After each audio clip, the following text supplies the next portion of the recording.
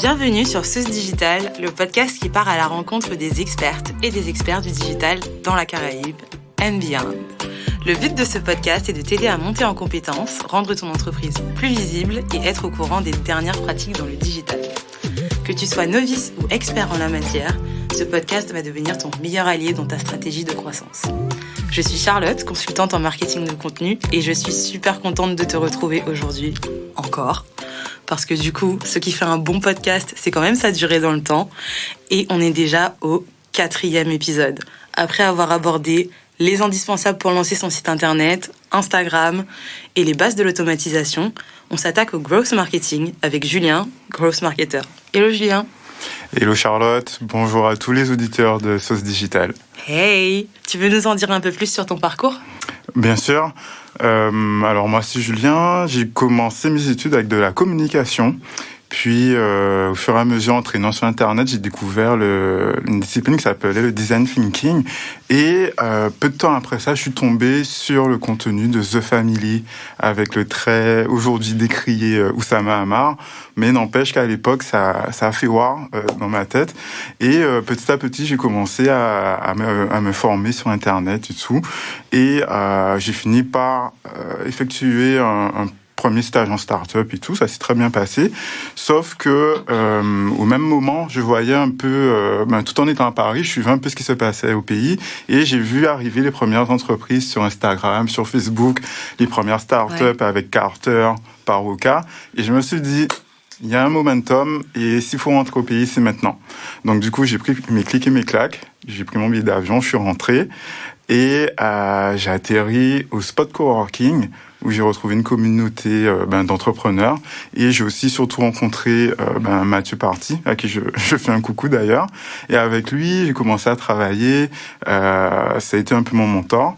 Et puis au bout d'un moment, j'ai eu envie de voler de mes propres ailes. Manque de peau, le Covid est arrivé juste après. Mais durant cette période un peu de flou, tout le monde était dans le flou dans le Covid, j'ai collaboré sur différents petits projets. Et puis quand ça s'est calmé, j'ai eu la chance de pouvoir collaborer avec Jessica, que tu as reçue dans l'épisode précédent, oui. Et aussi Florence Dorsil. Et à trois, on a fondé l'agence Tandem Office. Et aujourd'hui, on accompagne les entreprises dans leur digitalisation grâce à l'automatisation de leurs process et aux outils no-code. C'est marrant que tu aies parlé du Covid. Je pense que c'est vraiment une période qui a beaucoup impacté, en tout cas au niveau des projets de vie.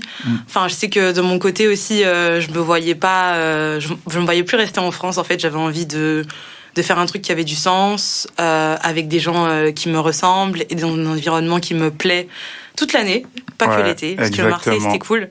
Mais franchement, Marseille, c'était particulièrement cool. Je vais pas mentir. Mais c'était pas la Guadeloupe. Et du coup, j'avais ce besoin-là.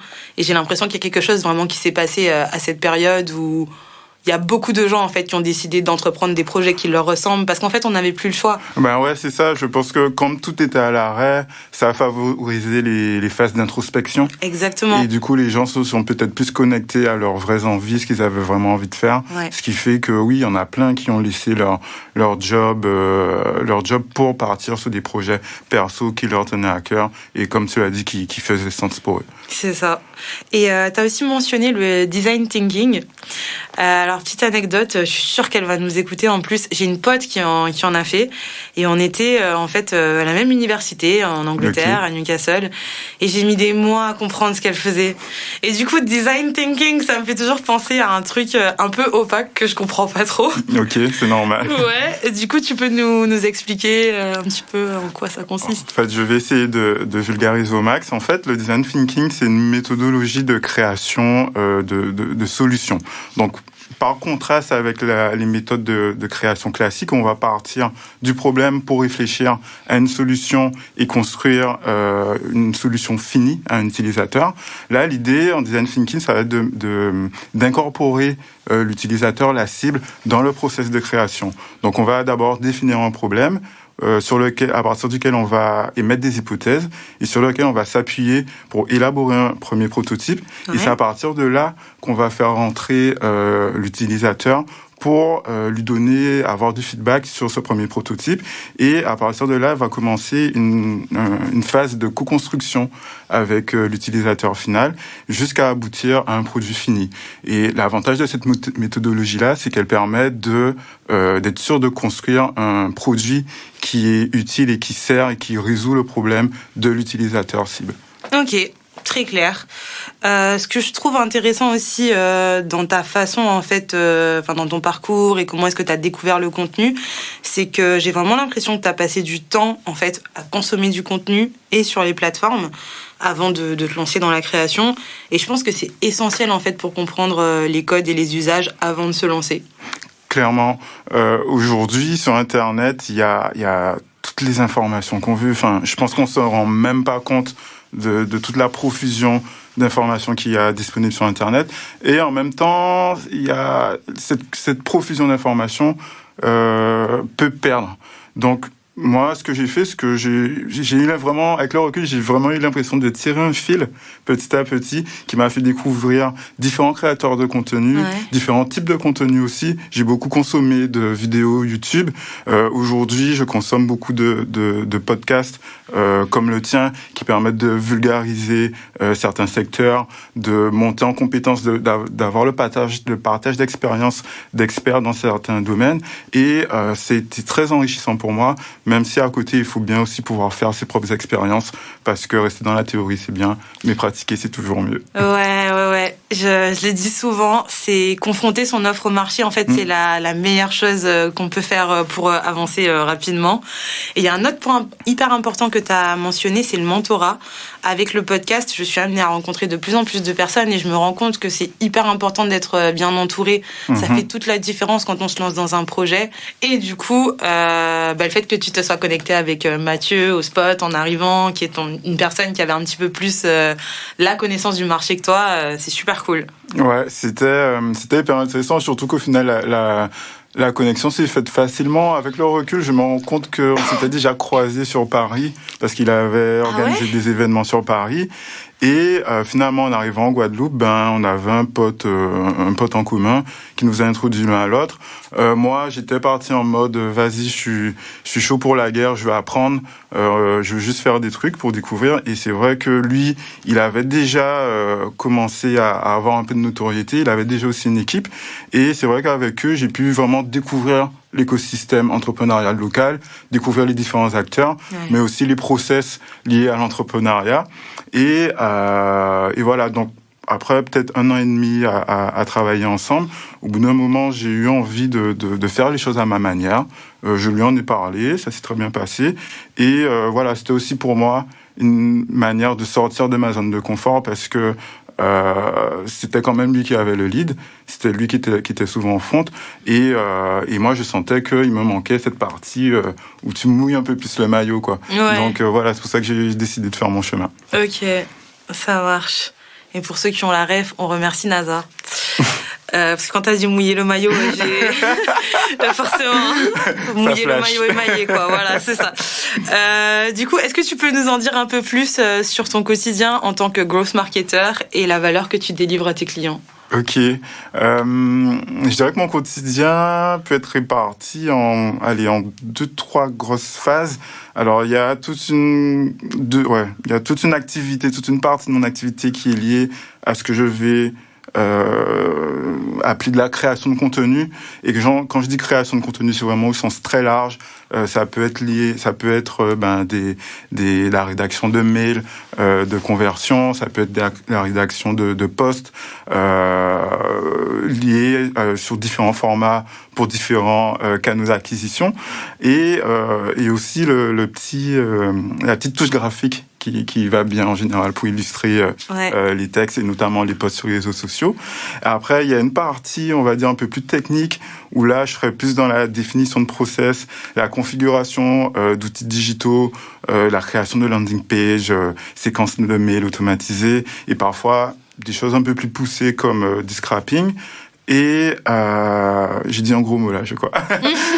Et enfin, une troisième partie, on va être plus sur du brainstorming et de la stratégie pour ficeler les deux précédentes parties, création de contenu et la partie un peu plus technique. Au final, la valeur ajoutée de tout ça, c'est de pouvoir tester et monitorer différentes actions pour trouver celle qui va être le plus efficace auprès de votre cible, et mais aussi à identifier qu'il faut pouvoir faire intervenir en tant que spécialiste quand c'est nécessaire.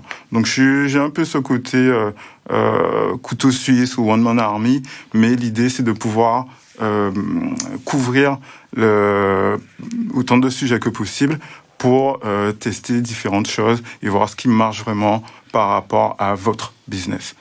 Ok, ça marche. Après, tu vois, moi je trouve qu'en marketing, on a trop d'acronymes en fait. T'as parlé de lead, de CTA, de scrap, de front, de back, de one man army, tout ça. Du coup, est-ce que tu peux au moins détailler CTA et scrapping? Ok. Le CTA, c'est call to action. La traduction littéraire, c'est appel à l'action, et c'est le fait d'inciter quelqu'un à faire une action. Donc les CTA classiques qu'on va retrouver, ça va être de laisser son adresse mail pour une newsletter, ça va être de télécharger, de cliquer sur un bouton pour télécharger. Donc voilà, tous les boutons que vous voyez en général sur les pages web que vous pouvez visiter, ce sont ce qu'on appelle des CTA, des call to action, ou des appels à l'action. L'idée, c'est de pouvoir guider votre cible afin qu'elle réalise l'action que vous souhaitez. Ok. Et le scrapping, du coup ? Le scrapping, je crois que la traduction littéraire, c'est grattage, gratter. Ouais, ça tombe super bien. Et ici, l'idée, c'est de pouvoir...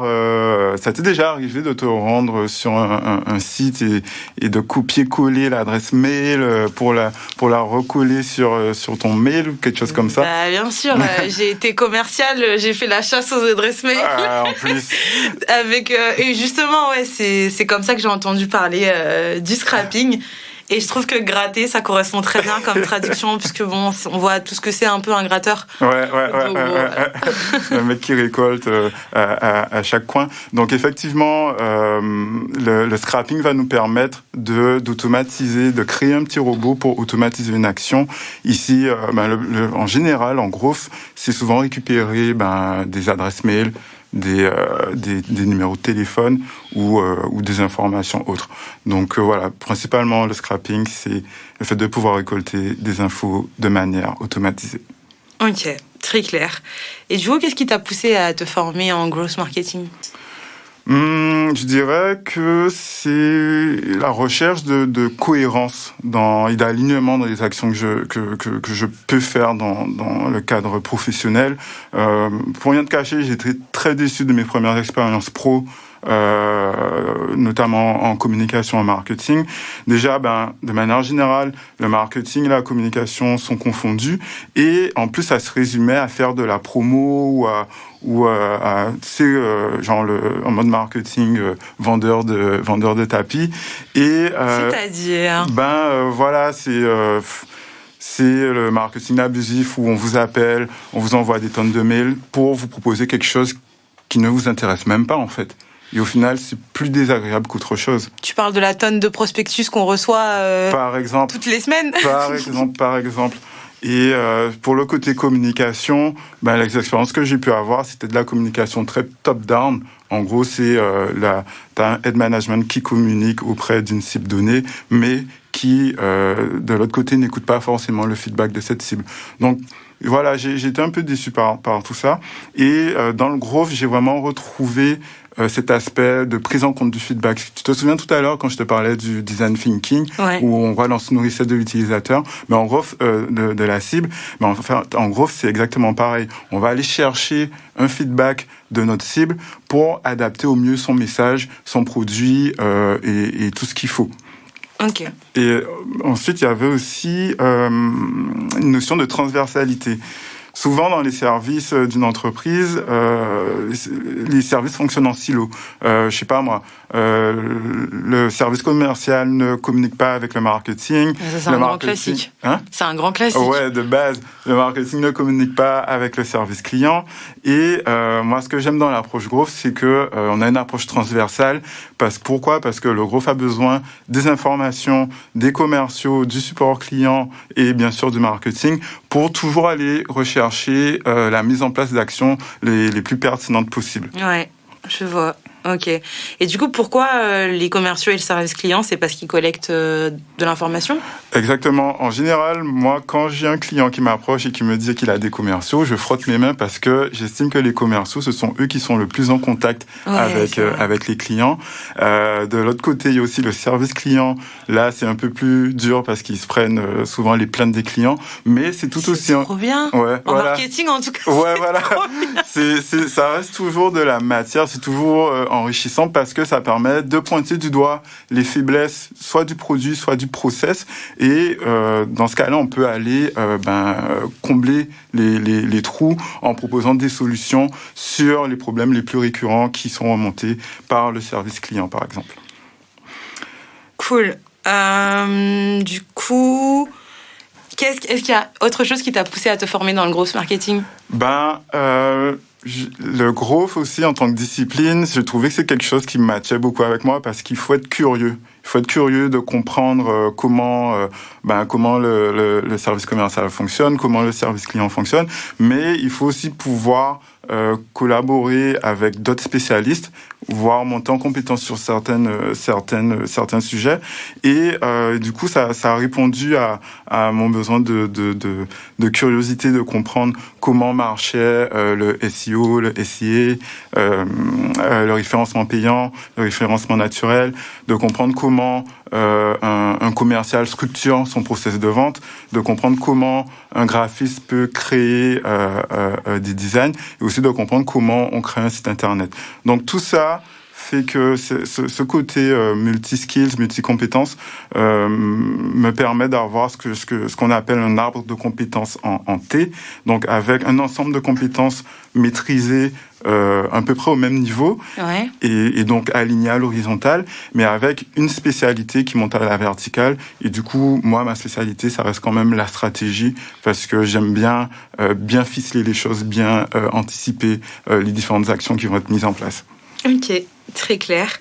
Du coup, avec tout ça, au final, qui sont toutes les raisons qui t'ont poussé à te lancer là-dedans, quelle est ta définition du growth marketing ? Alors, je pense que chaque growth aura sa propre définition. Ah ouais? Attends, si vous n'êtes pas d'accord au début, c'est compliqué, non? Non, mais il y a un biais. Je pense qu'on aura l'occasion d'y revenir. C'est souvent que quand on entend growth, on entend acquisition, ouais. Levée de fonds, ouais. licorne, tout ça. Ouais. C'est une partie du growth, effectivement, mais c'est que la face émergée, peut-être la face la plus sexy, mais de manière très fondamentale, le growth, c'est avant tout une méthodologie qui permet d'identifier et de structurer des piliers fiables sur lesquels l'entreprise va s'appuyer pour construire une croissance durable et saine. C'est très important, cette notion de durabilité. Et cette méthodologie repose sur trois grands piliers qui vont être la mesure. Et là, ça va permettre d'identifier ce qui marche ou pas auprès de sa cible en mesurant les résultats. Ça peut être le nombre de vues, le nombre de clics, le taux de conversion. Ensuite, le deuxième pilier, ça va être les itérations qui vont permettre soit de tester de nouvelles choses, de nouvelles actions, quand les résultats des actions précédentes ont montré qu'elles sont pas performantes, soit d'optimiser ce qui marche déjà. Par exemple, si on voit qu'une pub ou qu'un contenu performe plus qu'un autre, ça peut être intéressant d'analyser sa structure pour en faire un modèle réutilisable et adaptable pour les autres pubs à venir. Okay. Mais aussi, on va par exemple aller chercher les points communs entre tous les clients qui ont cliqué, qui ont interagi avec cette pub pour comprendre ce qui les a poussés à acheter et renforcer le discours commercial. Et enfin, il y a un troisième point qui serait plus de la créativité. Et là, c'est vraiment pour générer des idées et sortir des sentiers battus, parce que le growth aussi, il y a aussi cette phase, ce côté innovant, rafraîchissant, créatif. Ok, donc en gros, c'est indicateur de performance clé, plus méthodologie de test and learn, on apprend de ses erreurs pour corriger rapidement.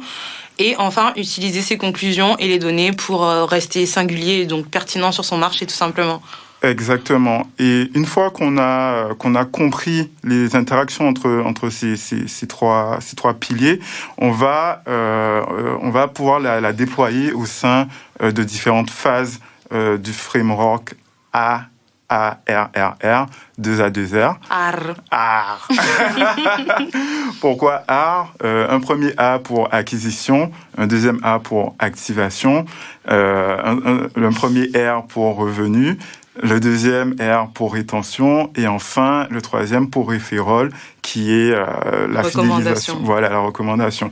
Et voilà, et ce framework-là permet d'avoir une grille d'analyse de l'ensemble du tunnel de vente et du parcours client de n'importe quel type de business en fait. D'accord, je vois. Et du coup, c'est pour ça que c'est particulièrement important d'avoir les objectifs SMART qu'on a mentionnés dans l'épisode 1 et dans l'épisode 3, puisque du coup, quand vous êtes dans le feu de l'action, en fait, il n'y a que votre objectif qui mène en fait la barque, qui vous dit en fait où est-ce qu'on va dans tout ça, puisque je trouve qu'en growth, c'est justement facile de se perdre dans la section itération.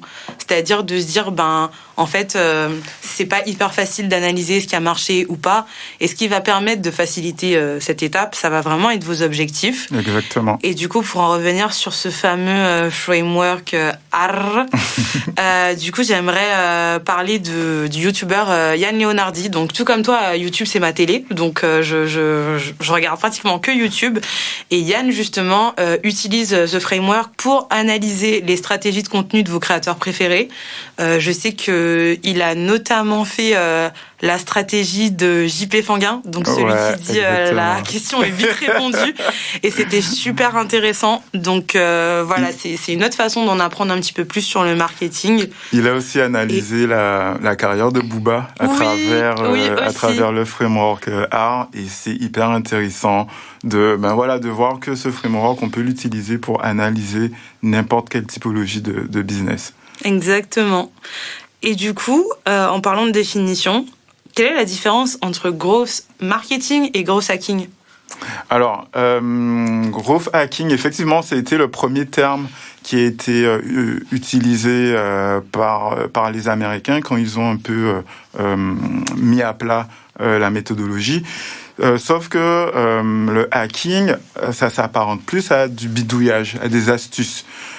Du coup, les hacks peuvent être vus comme des astuces qui vont permettre d'aller créer des pics de visibilité, des pics de croissance. Mais rappelez-vous ce que j'ai dit juste avant, le growth marketing, le growth de manière générale, l'idée c'est d'aller chercher de la croissance pérenne. Donc, les hacks, c'est bien, mais ça va donner et c'est bien parce que ça peut apporter des résultats rapides, mais l'idée, c'est de se demander, est-ce qu'ils vont être efficaces sur le long terme? Par exemple, le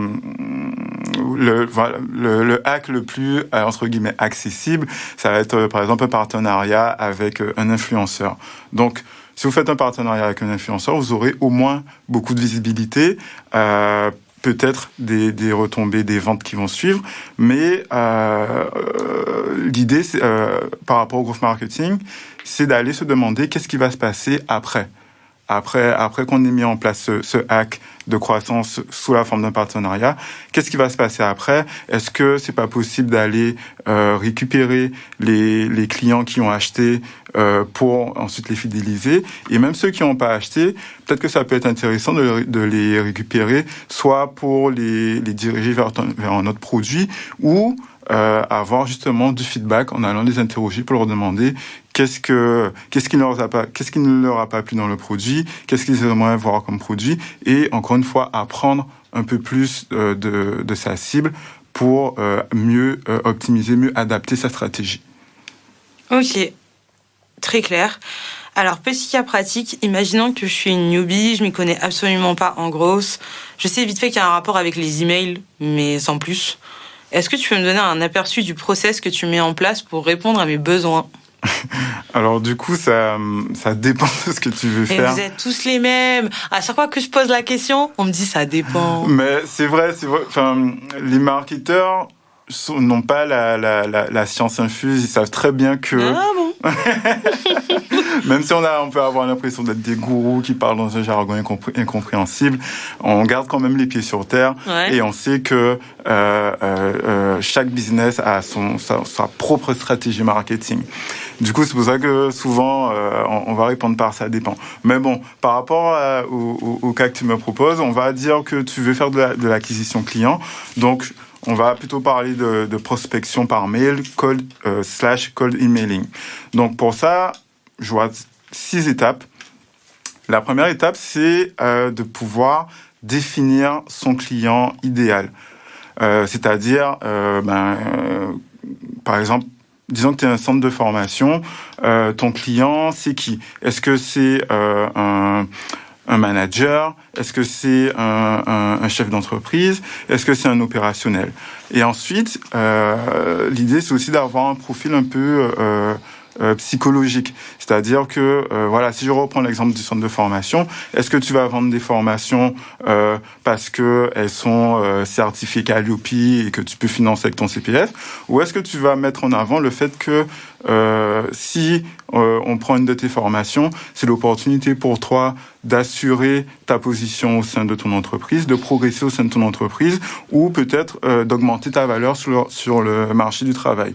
Donc voilà, l'idée c'est de pouvoir définir des critères très tangibles sur la cible, mais aussi d'avoir des critères un peu psychologiques, des arguments un peu psychologiques pour aller discuter, pour aller attirer l'attention de cette cible.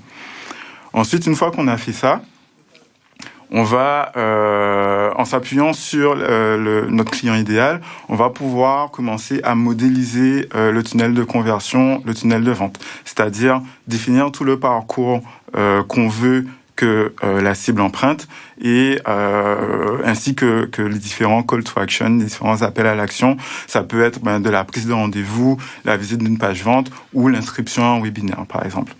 Ensuite, sur l'étape 3, on va commencer à rédiger les différents mails qui vont animer le tunnel de conversion pour inciter le prospect justement à faire l'action qu'on veut qu'il fasse. Et pour ça, on va utiliser différents templates, différents frameworks, dont le plus connu reste AIDA, A-I-D-A. A pour attention, I pour intérêt, D pour désir et dernier A pour action. Excuse-moi de te couper, mais qu'est-ce que tu entends par framework ? Framework, ce sont des templates, des cadres de travail. Si vous voulez, l'idée, c'est de pouvoir vraiment structurer sa pensée, structurer son contenu pour pour toujours avoir le même modèle, pour toujours être pertinent. Ok. Donc, on est vraiment sur des cadres de travail. Ensuite, la 4e étape, c'est là on va commencer à rentrer dans la partie un peu technique où l'idée ce sera par exemple de créer sa liste de prospects. Donc j'ai parlé de scrapping tout à l'heure. C'est là qu'on va commencer par exemple à pouvoir faire du scrapping pour récupérer des adresses mail. Ou si on veut cela jouer plus soft, on peut aussi mettre en place ce qu'on appelle un lead magnet. Lead magnet, l'idée c'est ça veut dire aimant un lead, et l'idée c'est de pouvoir donner de la valeur gratuitement à la cible en échange en général, d'une ressource à forte valeur ajoutée. Voilà, en échange d'une ressource à forte valeur ajoutée, et surtout en échange, la cible va nous donner son adresse mail. Oui. Et voilà. Et à partir de là, on peut commencer à se créer sa liste de contacts, sa base de données. Oui. Et une fois qu'on a fait ça, on va commencer à configurer ces séquences automatisées. C'est la 5e étape, ces séquences mail automatisées, c'est-à-dire une séquence de plusieurs mails envoyés automatiquement et qui vont vraiment guider, qui vont inciter la cible à avancer tout au long du tunnel de conversion. Et enfin, la dernière étape, ça va être la mesure de tout ça. Rappelle-toi, sur les 3 piliers du growth, j'ai dit que le premier c'était de pouvoir mesurer ce qui était fait. Donc ici, on va commencer à placer des trackers qui vont nous permettre de déterminer combien de personnes ont ouvert les mails qu'on aura envoyés, sur les gens, sur le nombre de personnes qui ont ouvert les mails, combien ont cliqué sur le call to action qu'on aura placé dans les mails, et enfin, parmi ceux qui ont cliqué, combien ont converti sur l'objectif de conversion, qui peut être des rendez-vous ou de la vente, par exemple. Ouais. Et du coup, ça permet d'arriver sur la partie itération et donc de voir le fonctionnement de ces appels à l'action, du copywriting qui a été utilisé, donc la façon d'écrire les contenus, et donc de rectifier pour les prochains. Exactement. Ok, très clair. Pour donner une idée à celles et ceux qui nous écoutent, combien de temps ça prend pour avoir des premiers résultats ? Attention, tu peux pas me dire ça dépend. Sinon, tu peux quitter la pièce, en fait. C'est la première fois Ceci est un podcast. Voilà, nous sommes là pour discuter.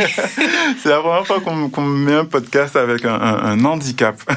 Mais vas-y, challenge accepté. Chez Sauce Digital, il y a des coups de pression, c'est comme ça. Et franchement, je le dis, cet épisode, c'est it's a public service pour les prochains, en fait. Et me répondez pas, ça dépend, parce que vous aurez droit au même traitement que Julien en live maintenant, en fait. Voilà, les prochains invités, vous êtes prévenus. C'est ça. Donc, du coup, pour répondre à ta question, sans utiliser ça dépend, je dirais que dans un monde parfait, où le client connaît sa cible, où les ressources sont disponibles, où les équipes du client sont alignées, en vrai, ce type de prestation, ça peut prendre une semaine. Mais comme c'est rarement le cas, on va plus partir sur un bon mois, un mois et demi, quand même. Mine de rien, parce que, en général, faut quand même un temps de travail avec mon client pour comprendre quelle est sa cible, justement jusqu'à pouvoir aller à un niveau de profondeur entre guillemets psychologique. Ouais. Après, il faut pouvoir aussi aligner les équipes aussi, leur faire comprendre ma démarche, leur faire comprendre que j'aurais besoin de telles informations, que c'est cool s'ils me laissent accéder à tel dossier. Et à partir de là, voilà, on peut vraiment commencer à bosser et avoir ce que j'appelle des quick wins, qui vont être la recherche de résultats rapides. Oui. Et parce que voilà, l'idée, c'est de quand même pouvoir mettre son confiance en client. Et après, on va commencer à voir sur du moyen et du long terme. Ok, ça marche. T'as un petit exemple ? Par exemple, si tu vends des clims, et que je te demande quel est le problème que tu résous pour ton client, et si tu me dis, moi, je vends des clims à moitié prix pour ceux qui en ont pas, c'est cool, hein, mais tous tes concurrents, ils font ça.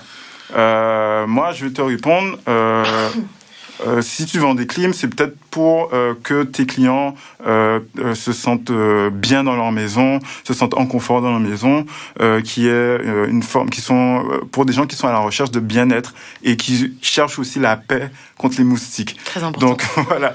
Donc il va falloir. Enfin, l'idée c'est d'aller chercher dans ce niveau de profondeur pour vraiment se démarquer du discours de la concurrence, qui est souvent un discours de la guerre des prix. C'est à celui qui affichera la réduc la plus basse.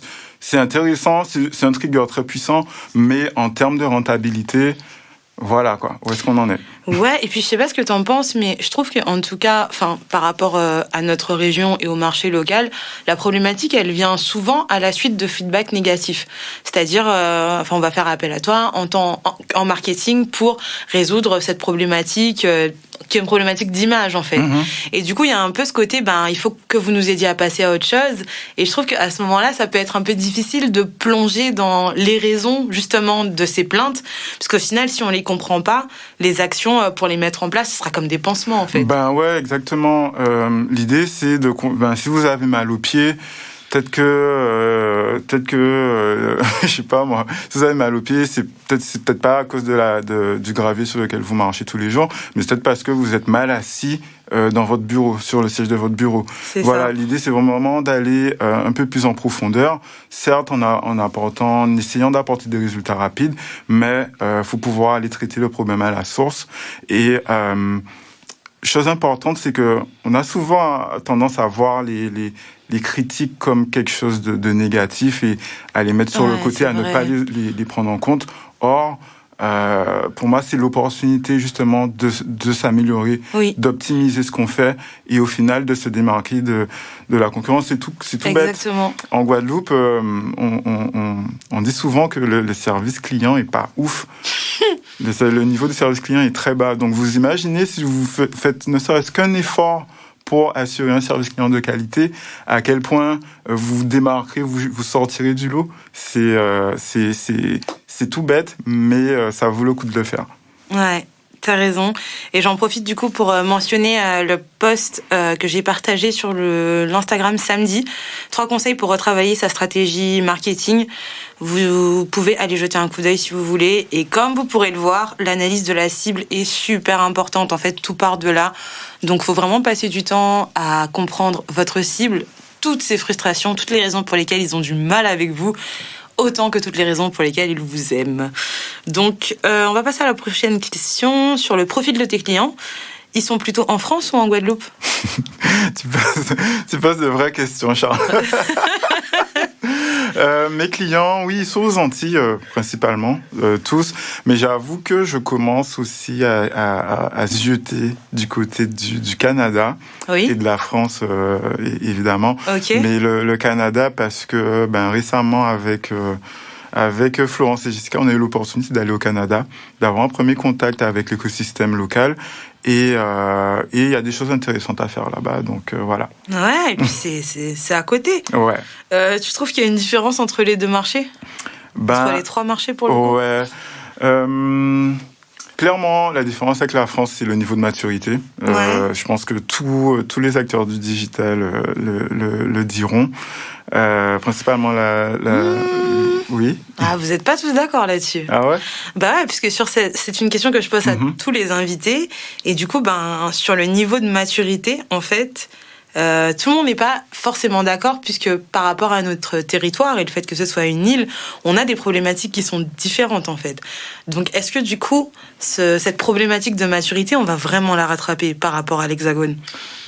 Oui, parce que le fait d'avoir des spécificités territoriales n'empêche pas de connaître les grands principes liés au digital. Donc, pour moi, c'est décorrélé. Là où la problématique est plus intéressante, c'est sur la taille du marché.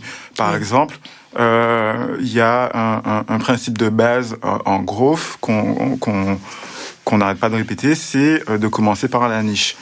Une niche en France, tu peux être sur 10 000 personnes. Ici, une niche, je ne sais pas si ce sera 100 ou 1000 personnes, quoi. Donc, ne serait-ce que la taille du marché fait que certains principes ne sont pas réplicables à la lettre, ou du moins qu'il faut les différentes phases entre les marqueurs de croissance sont différentes. Donc, pour moi, les grosses différences, ça reste la maturité, évidemment, et la taille des marchés, en fait. Ouais. Je vois. Je pense que, pour moi, c'est pas complètement décorrélé, puisque forcément, plus on a accès à des choses, mieux on les maîtrise. Et le fait d'être sur une île, on est isolé par défaut. Et du coup, je me dis, en France, le fait d'être sur un continent, le fait aussi d'être identifié plus comme un lieu où il y a beaucoup plus de libre-échange, tout simplement, ça fait que ces compétences, elles se développent plus vite.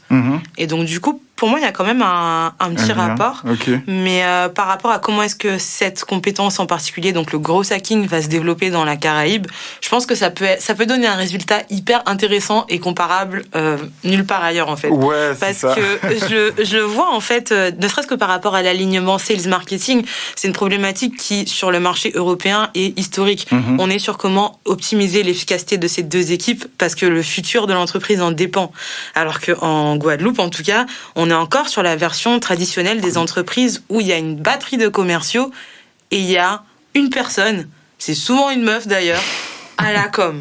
Et du coup, il n'y a pas cette notion de marketing en mode le marketing nourrit l'équipe commerciale.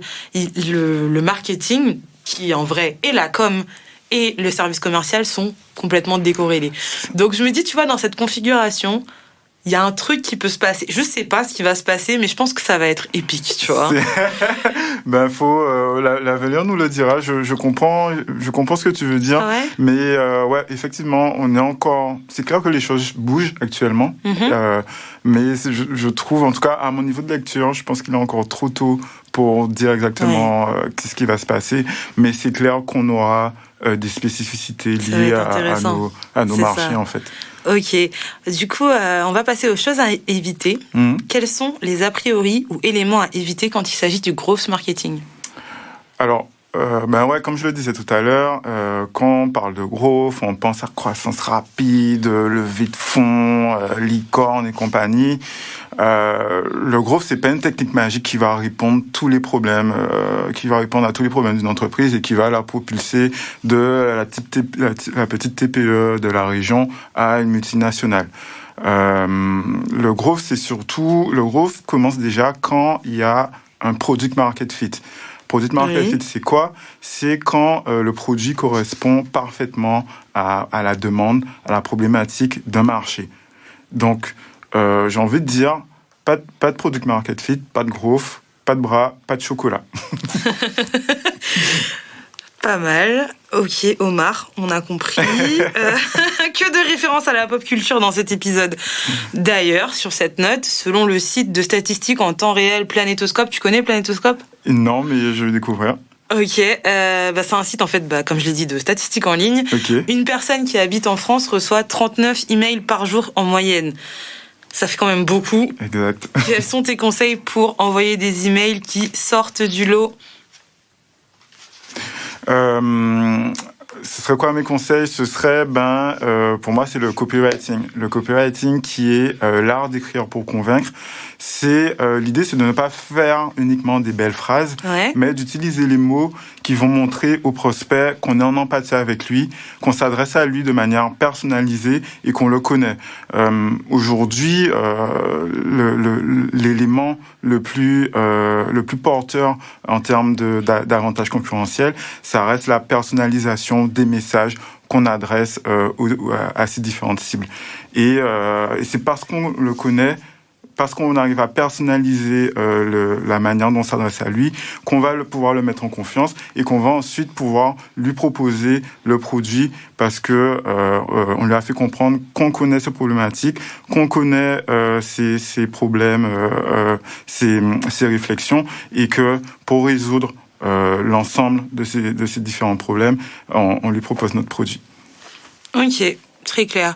Je pense que ça dépend aussi du marché. Je parlais des prospectus tout à l'heure.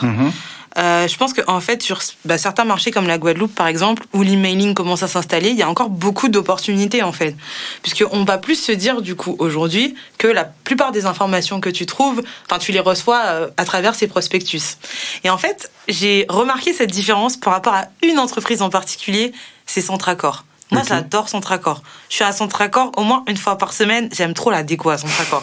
Et en fait, quand j'habitais en France, j'étais abonnée à la newsletter de Centracor. Et je recevais, les promos et tout. Et je voyais pour aller m'acheter des petits plaids sympas, tu vois. Et maintenant, en fait, toutes ces informations, je les reçois sous forme de prospectus. Parce que Centracor Guadeloupe n'a pas encore de newsletter. Effectivement. Et du coup, en vrai, ça a pris le pas sur le reste. C'est-à-dire que de façon générale, quand j'ai besoin d'acheter quelque chose qui touche à de l'ameublement ou quoi, en fait, ces catalogues-là, je les feuillette. Chose que je n'aurais jamais fait avant. Donc, je me dis que, tu vois, par rapport à l'emailing, il y a le moyen d'innover dessus, pour les entreprises antillaises, en tout cas. On va passer à la fameuse question des tarifs. Combien ça coûte une stratégie de gross marketing et tous les contenus qui vont avec ? Alors... Tu me dis ça dépend. Non, en fait, moi, je fonctionne à l'abonnement, en fait. Ouais. Je propose de l'ensemble de mes services contre un prix qui va de 1000 à 1500 euros. Et l'idée, c'est au moins de pouvoir travailler sur 3 mois. À partir de 3 mois, je commence à avoir des résultats porteurs. En ayant des quick wins et en commençant vraiment à pouvoir me projeter sur du moyen long terme. Donc voilà, en tout cas pour moi, abonnement avec une fourchette de prix allant de 1000 à 1500. Alors, c'est vrai que la question du tarif est assez tabou en général ici, mais je pense que faut pouvoir comprendre, faut pouvoir faire comprendre aux professionnels que justement, si vous payez un expert, si vous faites appel à un expert, vous payez son expertise, et surtout les indépendants. Ils savent un peu la charge de travail que c'est que de pouvoir fournir une prestation de qualité. Donc, voilà, il y a une éducation aussi aux tarifs. Récemment, je suis tombé sur un entrepreneur qui proposait un site de 5 pages à 500 €. Enfin, voilà, pour moi, c'est des pratiques qui tirent les tarifs vers le bas. C'est ça. Alors que l'idée, c'est de pouvoir faire en sorte que tout le monde puisse manger, puisse vivre de son activité en fait. Et oui, il y a l'argument de oui, mais le budget des clients, voilà. Enfin, faut voir à 500 €, un site de 500 € avec 5 pages. Qu'est-ce que vous avez, ouais. Voilà, faut voir la qualité que vous avez. Donc voilà, il y a deux sujets. Le sujet de faut que les clients sachent à quoi s'attendre s'ils ont des prix qui sont tirés vers le bas, et qu'ils puissent aussi comprendre à quoi correspond un tarif qui est estimé comme cher, qui est estimé comme cher. Ok, ça marche. Storytime, quelle est ta meilleure anecdote ou ta pire expérience en gross marketing ? Ma pire expérience, c'est quand j'ai collaboré avec une agence. Et que voilà, l'idée c'était de faire une opération sur un de leurs clients, et la directrice de cette agence m'a dit, quand je lui ai demandé quelle était la cible, elle m'a dit la cible c'est tout le monde. Et là j'ai bugué. Alors pour ceux qui ne savent pas, comment tu t'en es sorti ? Alors en marketing, en communication, la cible ce n'est jamais tout le monde, jamais au grand jamais tout le monde, parce que à force de parler à tout le monde, on parle à personne. Comment je m'en suis sorti ? J'ai fait ma recommandation. En définissant une cible très précise. Malheureusement, ma recommandation n'a pas été suivie, et j'ai vu que ça s'est terminé en campagne de 4x3. Ah ben là, elle est sûre de cibler tout le monde. Sachant qu'à la base, l'idée c'était de mettre en avant le projet de ce client-là qui avait développé un produit digital. Donc voilà, quand tu es censé faire promotionner un produit digital et que tu me dis que la cible c'est tout le monde, il y a un truc qui va pas. Ouais, c'est clair. Comment tu penses que les compétences du marketing digital vont évoluer dans la Caraïbe ? Comme je le disais tout à l'heure, en vrai, j'ai pas trop de visibilité sur ce qui se passe à l'échelle de la Caraïbe, mais ce que je peux voir, c'est que ici, et surtout depuis le Covid, on a des profils comme le tien et comme tant d'autres. Là, je pense à l'équipe de The Whistle, Arnaud, Kim, qui commence à revenir en Guadeloupe, et puis de manière générale aussi, il y a aussi un boom de la formation, surtout les formations liées à l'entrepreneuriat. Donc faut voir. Moi, j'attends de voir où est-ce que ça mène. L'idée étant pour moi, enfin, j'espère que ça permettra justement à l'ensemble du marché de monter en maturité. Et puis il y a aussi tout un écosystème, notamment start-up, qui commence à se construire, même si c'est encore fragile. Et dernière remarque, moi je pense juste qu'au milieu de tout ça, il manque un acteur à la The Family qui a ce côté un peu transgressif, mais ultra démocratisant sur les sujets entrepreneuriaux. Donc voilà. Ouais, je pense aussi. Qui sait ? S'il faut, ce sera toi.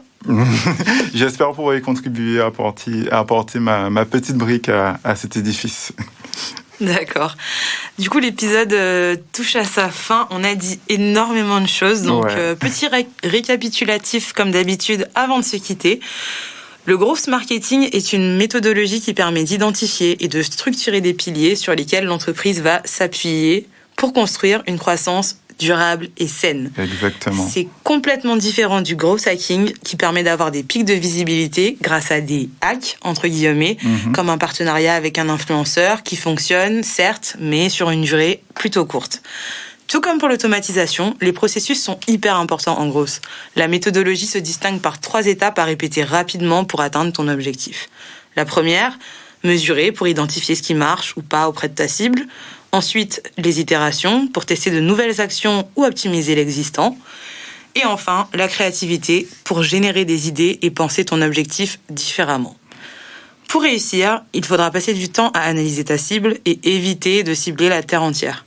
Même les plus grandes marques appliquent des stratégies différentes en fonction de la cible. Par exemple, McDo, avec les wings épicés ou le sundae à la goyave, que l'on trouve uniquement aux Antilles, en tout cas à ma connaissance. Énorme. Ou encore le McBaguette que je n'ai vu qu'en France jusqu'à présent. Donc... Et il y avait aussi le McBookit, hein. Il y a eu le McBookit. Et tu sais que j'ai mis McBaguette parce que j'avais un doute sur le McBookit. Mais où est le McBookit? Où est le Macagoulou? McDo, expliquez-vous. Ouais, Macagoulou, effectivement. Du coup, je reprends. Donc, pour des premiers résultats en gross marketing, il faut compter 3 mois et investir au moins 1 000 € pour une stratégie de growth et les contenus qui vont avec. Vous pouvez aussi procéder avec des prestataires qui font des abonnements, tout comme Julien.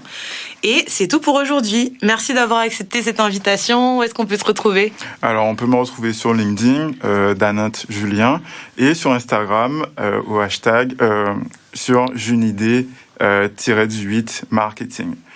Ok, ça marche. Quel invité t'aimerais recommander pour un prochain épisode de Sauce Digital? J'ai parlé de lui en début. Cet épisode est dédié à Mathieu Barcy, voilà.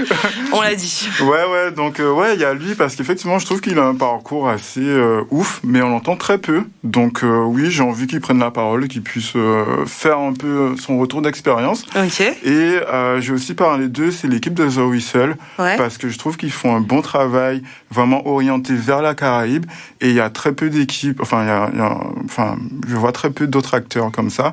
Donc, j'ai envie qu'ils puissent venir dans ton podcast et nous faire des retours d'expérience. Super. Bah, écoute, j'espère qu'ils entendront ton appel parce que c'est des personnes que j'aimerais bien interviewer moi aussi. Okay. Écoute, merci. Si toi aussi tu veux recommander quelqu'un ou que tu as des questions, envoie-moi un DM sur Instagram @sauce-digital au pluriel. Comme d'hab, on te met toutes les infos de contact ainsi que les outils ou stratégies évoquées en description. Et n'oublie pas, si tu as aimé, mets-nous 5 étoiles sur Apple Podcast et sur Spotify aussi. Ça aide énormément au référencement du podcast et à faire en sorte que plus de gens le découvrent tout simplement. Donc voilà. Send some love.